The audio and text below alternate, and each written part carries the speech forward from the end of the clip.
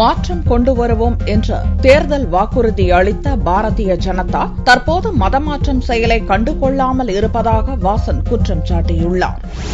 தமிழ் மாநில காங்கிரஸ் கட்சி சார்பில் திங்களன்று சென்னை சாந்தோமில் கிறிஸ்துமஸ் விழா கொண்டாடப்பட்டது.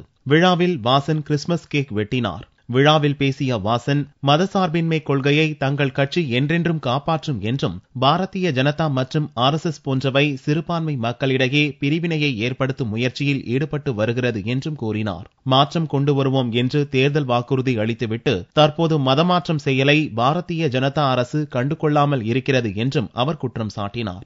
பாரதிய ஜனதா, VSP மற்றும் RSS இயக்கத்தை சார்ந்தவர்கள் நமது நாட்டினுடைய சிறுபான்மை மக்களை பற்றி தரக்குறைவாக பேசுவதையும் பிரிவினையை ஏற்படுத்துவதன் வகையிலே அவர்கள் நடப்பதையும் அன்றாட அவர்களுடைய நடவடிக்கையாக கொண்டிருக்கிறார்கள்.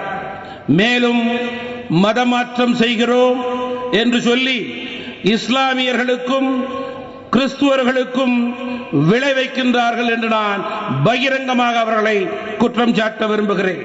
இந்நிகழ்ச்சியில் மயிலை முன்னாள் பேராயர் சின்னப்பா, ஞானதேசிகன் உள்ளிட்ட பலர் கலந்து கொண்டனர்.